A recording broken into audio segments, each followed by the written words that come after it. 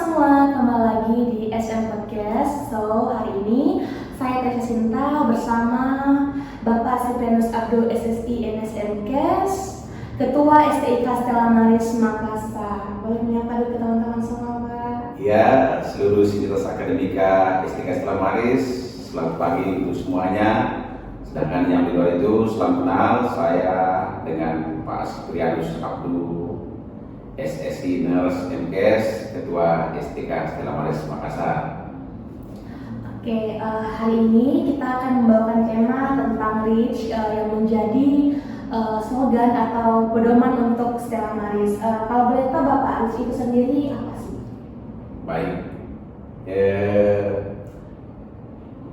RICH ini adalah value, adalah nilai yang disarikan dari 9 nilai kongregasi suster-suster Yesus Maria dan Yosef.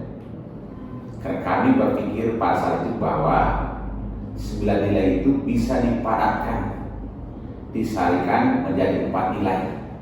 4 nilai utama yang bisa diimplementasikan di kampus ini oleh seluruh sivitas akademika, dosen, didik, dan juga mahasiswa.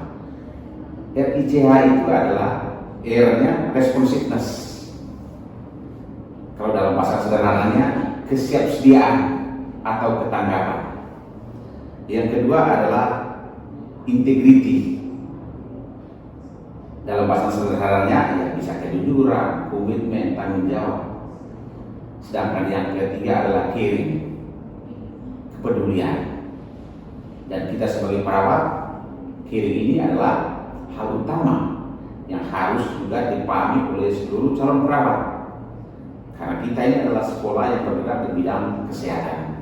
Baru yang terakhir itu adalah hospitality, keramah-tamahan, kurang lebih seperti itu. Oke, kalau boleh tahu nih Pak, kan STIK kan sudah berdiri lama nih. Ya. Otomatis REACH juga itu sudah ada sebelum kita masuk yang angkatan 2021. Kalau boleh tahu Pak, sejarah singkatnya REACH itu untuk Stella Maris itu bagaimana Pak?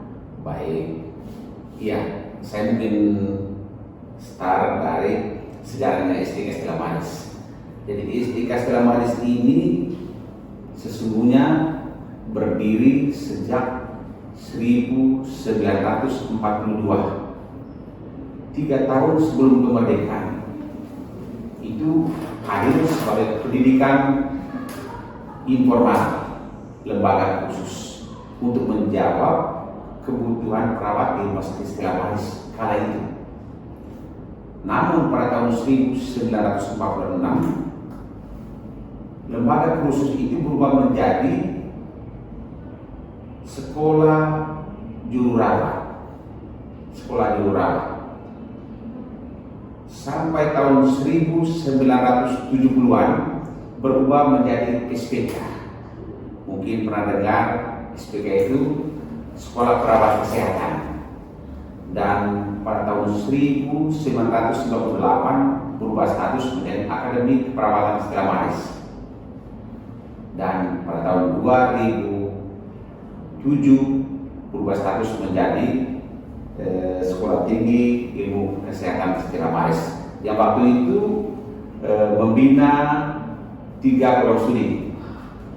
Yang pertama program studi D3 keperawatan, yang kedua program studi S1 keperawatan, yang ketiga program studi nurse. Belum seperti sekarang ini yang sudah kurang lebih ada 5 program studi. Bagaimana dengan RICH-nya, REACH-nya itu? Dalam penyusunan rencana strategi Restrat STIK Stella Maris 2018-2023, pada saat itu dirumuskanlah bahwa kita ini harus bergerak dengan memiliki karakter. Nah, karakter itu lahir dari kita mendalami 9 nilai komunikasi SJMD. Muncullah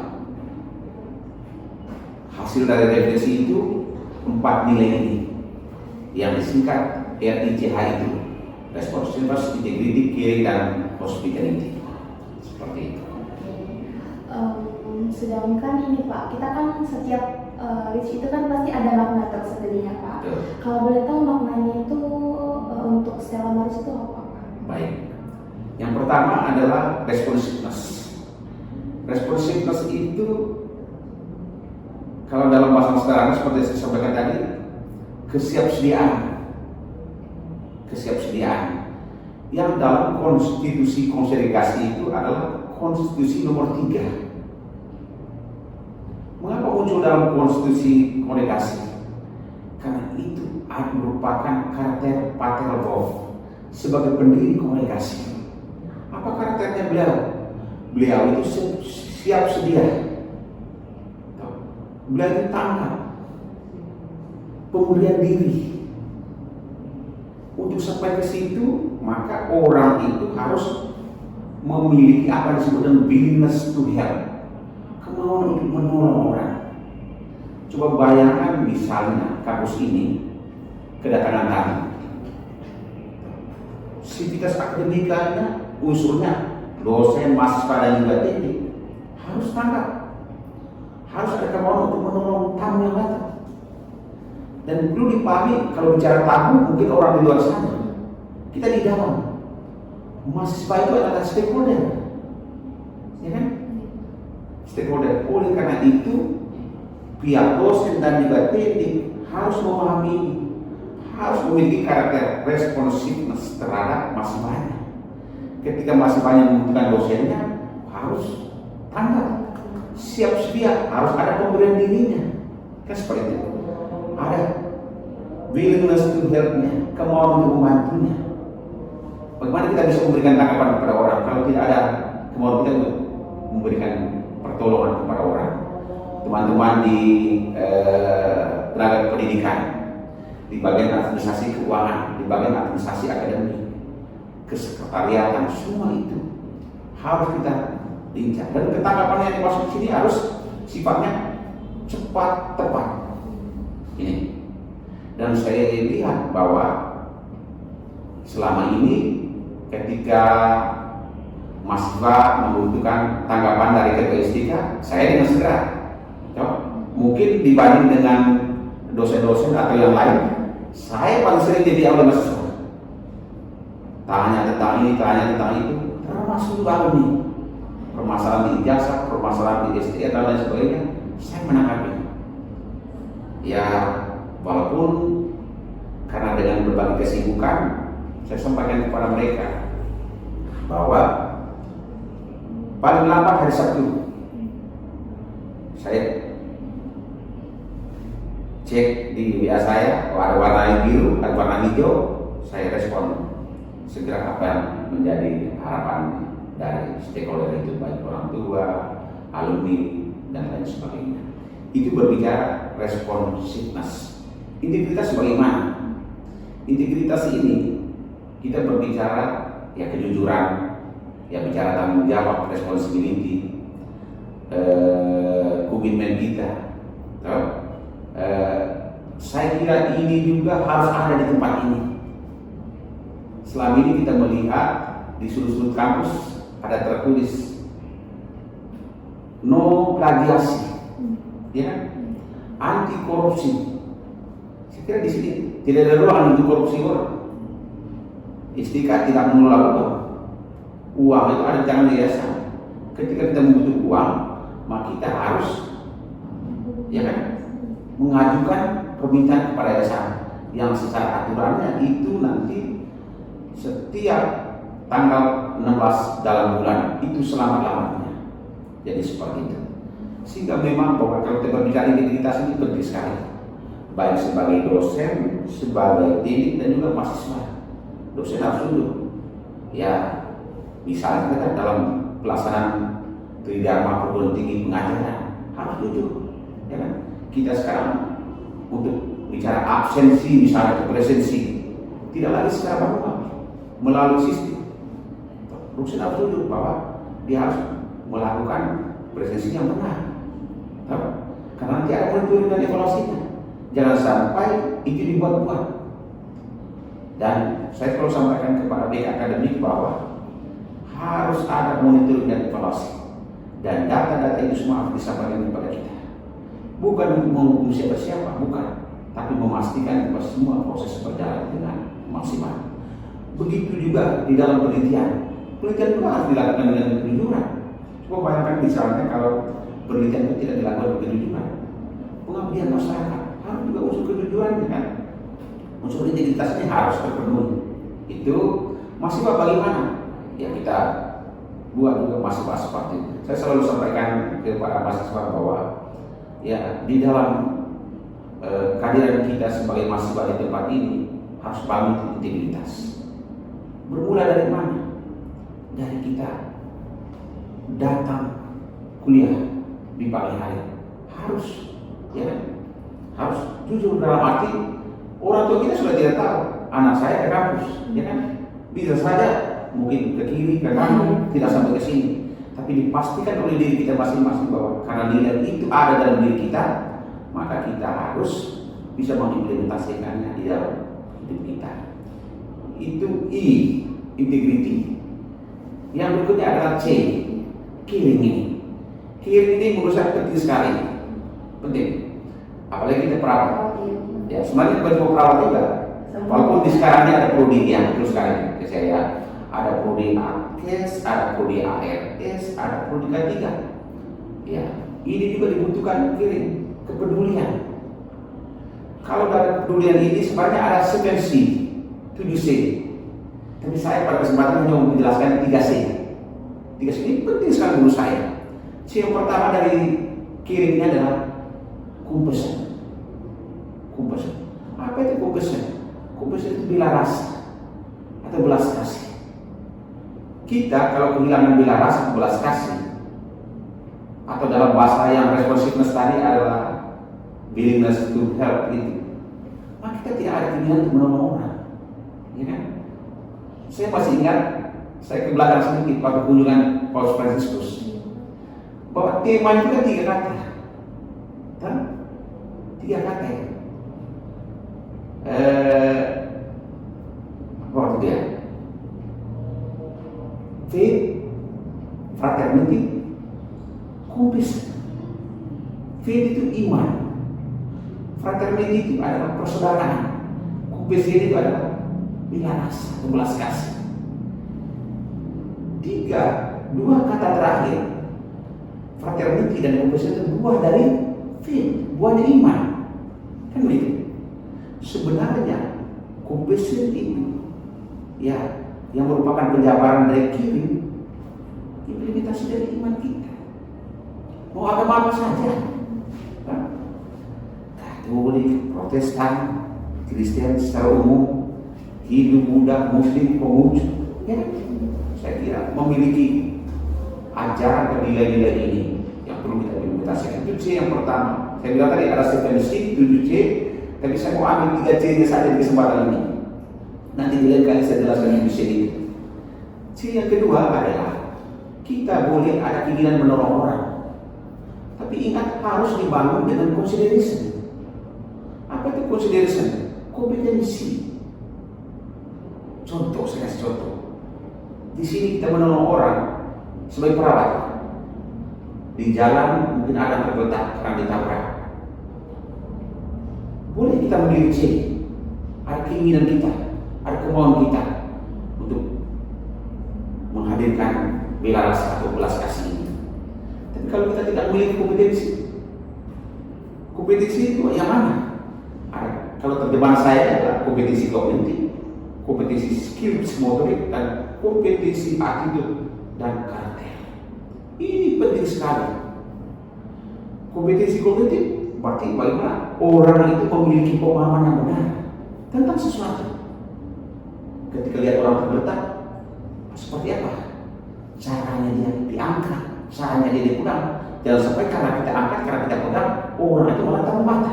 Kan begitu. Begitu juga kompetensi skill psikomotorik, kemampuan untuk berbuat, untuk menselaraskan apa yang ada dalam isi pikiran kita dan juga apa kita lakukan ini. Dan kompetensi yang tidak kalah penting adalah yang saya bilang tadi, attitude dan karakter. Disinilah masuknya nilai-nilai kita ini.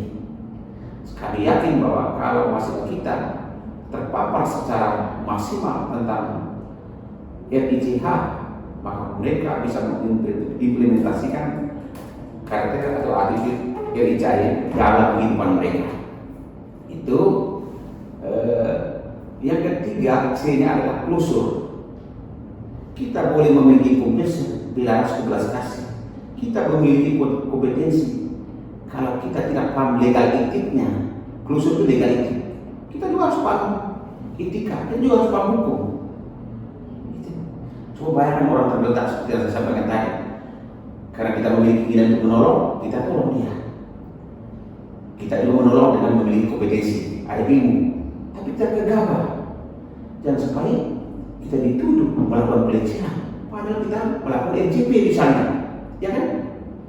Itu oleh karena itu kepedulian itu dijaga keseimbangannya, jaga keseimbangan kemampuan kita untuk menolong, jaga keseimbangan dari segi kemampuan kita untuk melakukan dengan baik kompetensinya, jaga keseimbangan untuk kita pahami unsur etis dan juga unsur legalnya.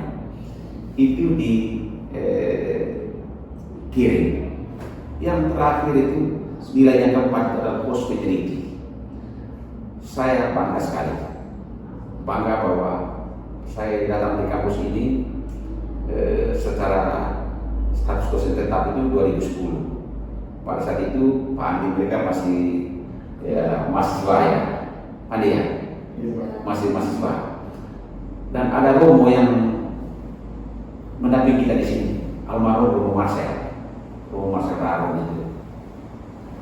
Beliau itu mengajarkan bahwa kita di sini harus memiliki apa yang disebut dengan 5S. Saya benar juga itu. Apa 5S itu? Senyum. Sudah senyum apa? Salam orang. Setelah salam apa? Sapa orang. Dan ketiga hal ini harus dilakukan dengan sopan. Sebut kalau sampai pada level yang disebut dengan santun. Sehingga pada saat penemuan nilai-nilai ini kita diskusi. Kebetulan yang memimpin diskusi pada saat itu adalah Suster Alinda, menyampaikan bahwa nilai yang tidak boleh kita tinggalkan adalah hospitality. Dan ingat, hospitality juga merupakan nilai yang ada dalam 9 nilai komunikasi dan akomodir itu. Nah, bagaimana inti implementasinya? Saya kira inti implementasi dari hospitality itu sederhana saja. Itu tadi, bahwa ketika ada siapapun yang membutuhkan kita, tamu atau siapapun itu, sesama sivitas akademika, dosen, tenaga pendidikan dan juga mahasiswa, harus diawali dengan senyum, Dan ya saya juga tertarik dengan konsep senyum yang dipraktekkan di Rumah Sakit Stella Maris 772. Mungkin pernah dengar? Lupa. Nah, saya waktu itu pergi ke Rumah Sakit Stella Maris. Saya bertemu dengan staf-staf yang ada saya kenal, ada yang saya tidak kenal. Saya sangat bangga bahwa oke lah, kalau kita kenal mungkin banyak ya, tapi kalau yang tidak kita kenal, mereka menyampaikan itu dan melakukan itu sungguh luar biasa. Artinya bahwa implementasi hospitality itu sudah betul-betul membudaya. Nanti akan saya sampaikan bahwa bagaimana level-level pemahaman atau implementasi karakter yang ada dalam diri kita akademika. Kembali ke Rumah Sakit tadi, bahwa mereka menyapa saya, senyum, menyapa, menyalami dengan sopan dan santun. Saya ingat pada saat suster direktur rumah sakit, Suster Luisa, menyampaikan bahwa di Rumah Sakit Stella Maris itu perumusan senyum itu 772, menarik pipi 7 cm ke belakang, menahannya selama 2 detik, baru mengucapkan salam dan sapa, yang semuanya dipraktekkan dengan secara sopan dan santun. Ya, kebetulan per tahun akademik ini saya sudah menjadi dosen mata kuliah spiritualitas. Hal itu juga yang saya sampaikan ke mahasiswa. Persoalan bahwa apakah mahasiswa atau yang lainnya sudah mempraktekannya secara maksimal atau belum, saya kira itu adalah proses. Mudah-mudahan seiring dengan waktu ya kita bisa perhatikan dengan baik. Jadi senyum itu penting, karena senyum itu adalah pintu awal untuk ada relasi, ada komunikasi antara kita dengan orang lain. Baru diikuti dengan kita menyalami, assalamualaikum, selamat pagi, salam sejahtera. Maka saya sangat sudah biasa sekali untuk mengucapkan assalamualaikum warahmatullahi wabarakatuh, Om Swastiastu, Namo Buddhaya, salam kebajikan. Saya masih ingat malam minggu kemarin saya rapat di Merauke, mungkin orang semua kaget, malah semuanya orang kaget. Saya menyampaikan salam nasional itu. Mereka tertawa, saya bilang, ini salam nasional hanya dalam bahasa Arab, hanya dalam bahasa Hindu, hanya dalam bahasa Buddha, hanya dalam bahasa Konghucu. Jadi seperti itu baru ya kita juga belajar untuk menyapa teman, ya harus apa, tidak boleh nona saja, harus sebut Gracia, Pak Andi dan lain sebagainya. Menyebut nama itu penting, baru sebisanya 3 ini harus dilakukan dengan sopan. Senyum juga, kalau senyumnya sinis kan tidak elok. Salam juga kalau dilakukan dengan kurang benar, ya, tidak elok. Kalau sapa juga begitu, tidak elok. Oleh karenanya diimplementasikan dengan sopan. Syukur kalau sampai di level yang sambil ini kan level yang luar biasa. Tapi saya yakin sekali anak-anak saya seperti Tresia mereka, saya bangga lah ya. Kemudian kamu dengan hal yang seperti sekarang ini ataupun sebelum-sebelumnya, saya kan juga di podcast sebelumnya, dan saya lihat juga ada keseharian sudah bisa berbuat yang luar biasa untuk pengembangan diri seperti itu. Ya, itulah teman-teman. Terus pertanyaan ini Pak, karena grit itu kan selalu kita dengar dalam kampus Pak, tapi penerapannya dalam kampus dan luar kampus itu harusnya seperti apa? Baik, ya mungkin saya mulai dari dalam kampus ya, baru kedua. Ya, memang karena nilai ini baru 2018, itu pun belum terlalu gencar, dan saya menjadi dosen itu baru pada tahun akademik 2024-2025 ini. Saya berencana bahwa ini harus dipahami oleh seluruh sivitas akademika sebagai konsep penegakan dan pengimplementasian value atau nilai yang ada di kampus ini yang menjadi karakter kita. Saya mau kasih contoh seperti yang tadi, responsiveness, ketanggapan ini ya. Ketanggapan pertama sekali bagaimana kita menanggapi seluruh kebijakan yang ada di kampus ini. Tidak berarti harus iya semua, tidak. Dikritis juga boleh, tapi bagaimana ketanggapan itu. Dia bilang tadi bahwa responsiveness itu sesuatu yang ditanggapi secara segera, cepat dan tepat, ya kan? Cepat dan tepat. Ini yang harus disadari semua sivitas akademika. Apapun itu, mungkin di level mahasiswa ketika ada tugas disampaikan, tidak ada lagi yang terlambat mengundurkannya, harus tepat waktu. Saya punya prinsip dan nilai itu juga saya sampaikan kepada generasi saya, kepada mahasiswa, kepada orang-orang di keluarga saya. Jangan pernah memilih waktu yang terakhirnya. Misalnya saja tugas dikumpulkan bahwa pada tanggal 25 Desember misalnya, kita kumpulnya di tanggal 25, ya kan?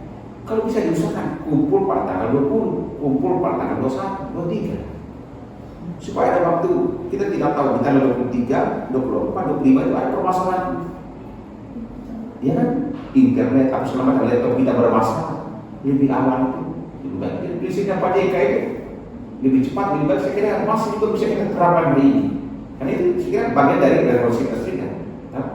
Itu yang responsiveness-nya, dan masih banyak hal lain kan. Responsiveness berikutnya di dalam kampus ini, permisi, sebelum mulai perkuliahan harus ruangan perkuliahan itu rapi dan bersih. Ya, saya pernah masuk dalam ruang perkuliahan tingkat 1. Di situ ada mungkin ada kemarin jatuh apa namanya itu sisa makanan melengket, saya gosok pakai ini, coba pakai kaki terhapus. Saya tidak mulai berkuliah, saya diam saja. Oh, untung Mas Ketua mengerti, langsung pergi ambil. Ya kan? Nah, kadang-kadang saya pergi ambil satu atau per di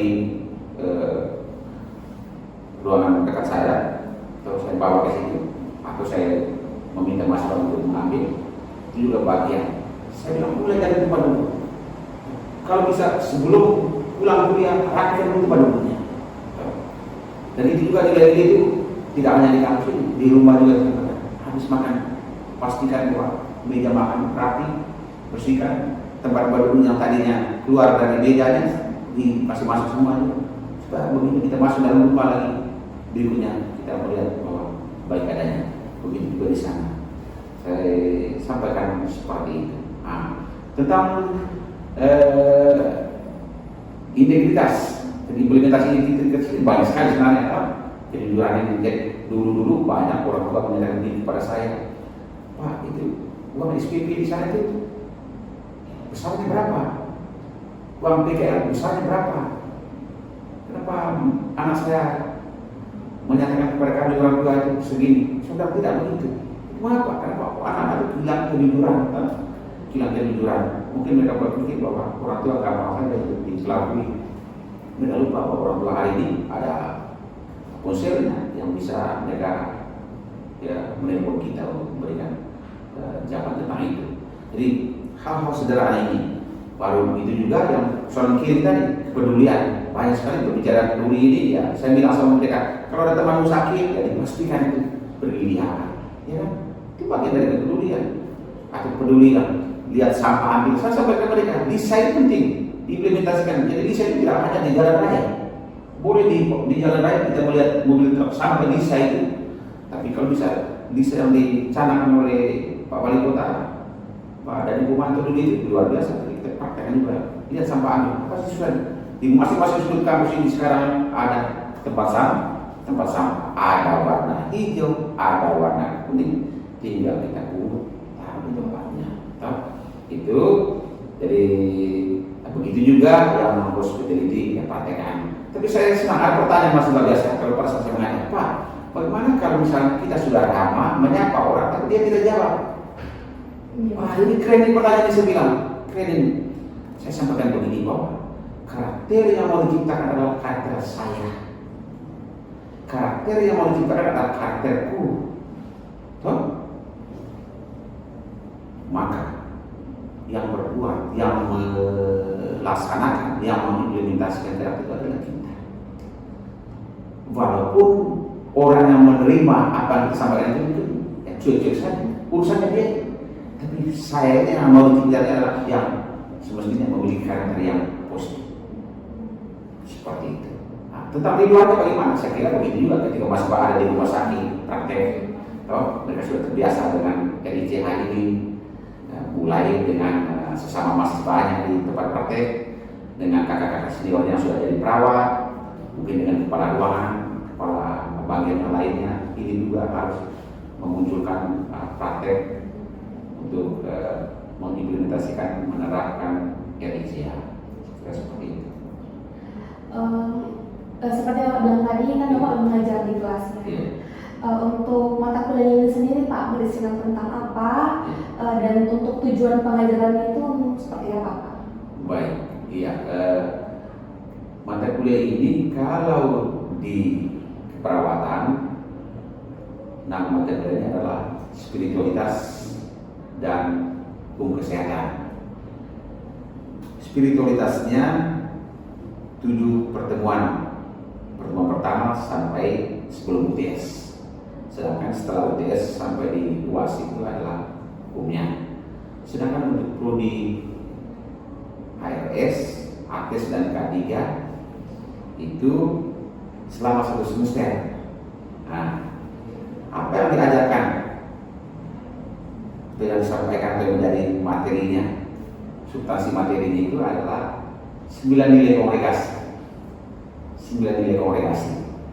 9 nilai kongregasi itu ya antara lainnya yang 4 nilai Istika Stella Maris.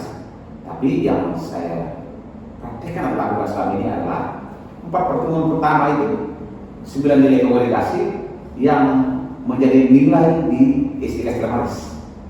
Responsivitas, integritas, kiri dan perspektif. Baru nanti pertemuan kelima dan seterusnya nilai-nilai berikutnya. Seperti itu. Nah, sebelum masuk di nilai, saya awali dengan sejarah dulu tentang Pak Terdo.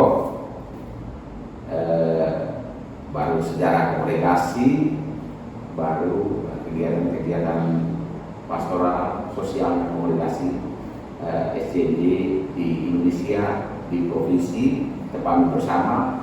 Provinsi komunikasi ini ada Provinsi Makassar, Provinsi Manado, dan Provinsi Jakarta. Seperti itu. Nah, saya berpikir bahwa dengan anak-anak atau siapapun kita sebagai satu aktivitas akademika, kalau menghayati dengan baik, memahami dengan baik, melaksanakannya dengan baik, kita kompetensi karakter tadi itu tak susah untuk kita dapatkan. Seperti itu. Memang tidak mudah semudah membalikkan telapak tangan, tapi harus dikerjakan. Sekira seperti itu yang berhubungan dengan mata kuliah. Nah, saya tambahkan sedikit. Di ujian spiritualitas ini tidak ada ujian seperti biasa, jelaskan dia ada. Saya hanya mau melihat bagaimana implementasinya. Jadi seperti UTS baru-baru itu saya bikin ketika lewat di teras lihat sampah, ambil, selalu sering kadang-kadang tidak pernah. Tapi satu hal yang luar biasa, mahasiswa itu tidak mengisi untuk mengejar nilai. Karena kalau mengisi mengejar nilai, mereka pasti bilang selalu semua. Tapi apa yang saya dapatkan dari tempat itu? Hasil ujian itu. Ada yang mengatakan selalu, ada yang mengatakan sering, ada yang mengatakan kadang-kadang, ada yang mengatakan tidak pernah. Artinya apa? Mereka Jujur pada saya itu. Saya kadang renung, waduh, pesan saya sudah sampai sebagiannya ya. Karena kalau mereka, ini ujian ini, saya harus isi selalu semua. Nilai bagus ini. Dan saya sudah buat bahwa dari apa yang mereka isi, berapa persen yang sudah masuk kategori berkarakter sangat baik, berkarakter baik, berkarakter cukup baik, berkarakter kurang baik, itu ada di situ. Jadi nilainya dari situ saja itu. Sambil saya panggil yang misalnya masih kurang, panggil benahi di poin-poin ini, benahi di poin-poin ini, seperti itu. Mereka kaget pada apanya? Pak, ujian itu apa ini? Tidak. Nah, karena tadi di pertengahan saya sampaikan bahwa kita juga harus melihat bagaimana perkembangan akan implementasi karakter ini dalam diri mahasiswa. Kalau kita akan yang lain, kalau saya nanti belum saya lihat mahasiswa. Sebenarnya ada berapa tingkat itu? Yang pertama itu belum terimplementasikan. Yang kedua mulai terimplementasikan. Yang ketiga sudah terimplementasi. Yang keempat adalah sudah menjadi budaya. Harapan kita dari 4 nilai ini harus sampai di level yang keempat, sudah menjadi budaya, sudah menjadi kebiasaan orang. Seperti itu. Oke Pak, seperti yang Bapak bilang tadi kan, terkadang itu mahasiswa itu masih ada yang tidak menjalankan dari poin-poin REACH itu sendiri. Kalau boleh tahu Pak, solusinya itu seperti apa untuk teman-teman yang tidak memakai poin-poin penting dalam kehidupan sehari-hari? Baik, nah ini yang perlu didiskusikan lebih intens agar betul-betul masuk di ranah kurikulum. Masuk di ranah kurikulumnya hari ini baru sebentar ada satu mata kuliah. Ke depan ini dia harus masuk di setiap mata kuliah, harus masuk di setiap mata kuliah. Dan untuk menilai apakah seseorang menjalankan sesuai dengan ini, temannya memberikan penilaian nanti, ya kan?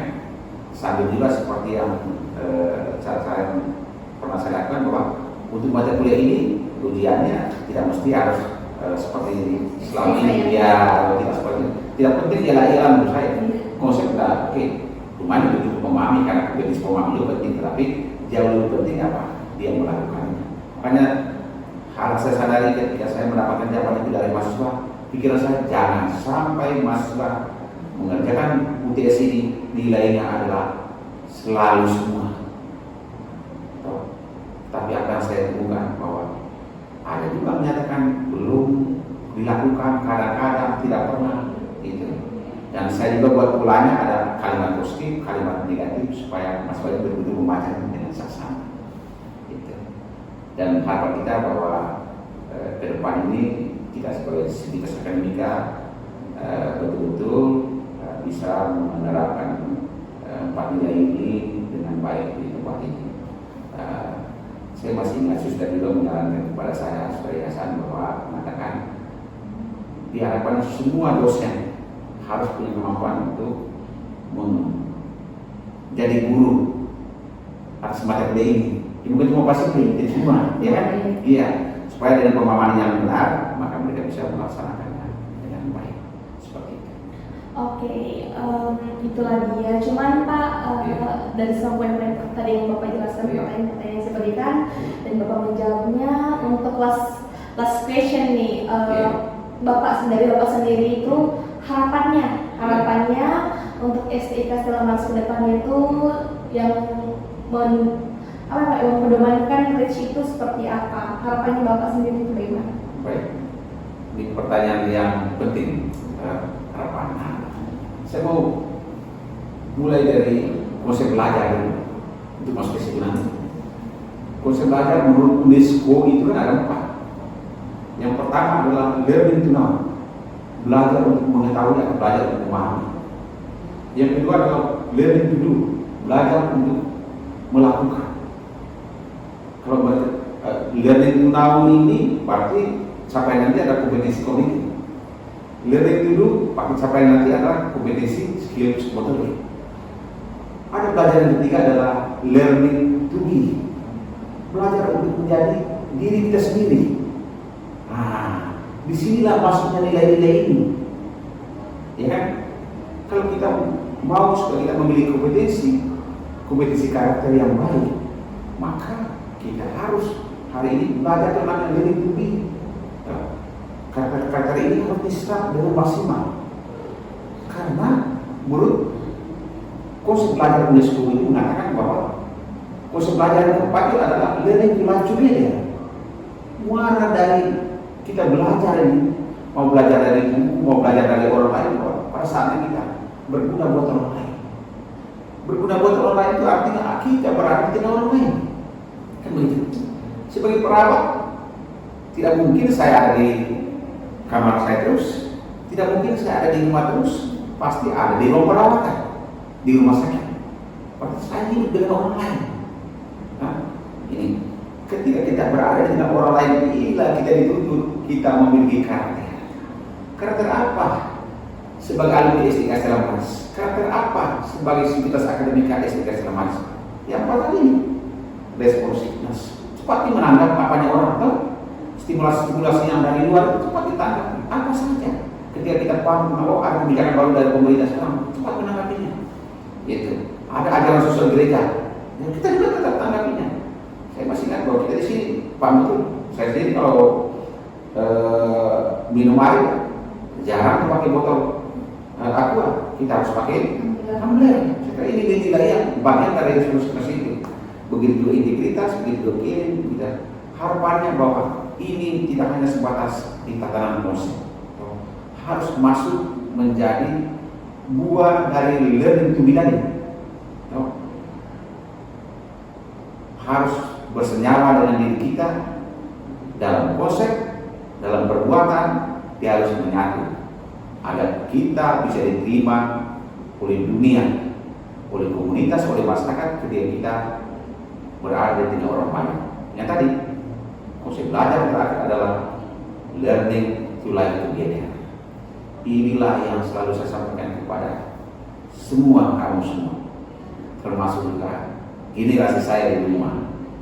Sampai saya tanya, tadi pagi saya dengan Nona yang musuh, Saya bilang kami di himpunan bergabung. Dia bilang lupa. Saya mau bilang begini, IPK itu nggak usah kalau tinggi sekali, IPK 4. Kan?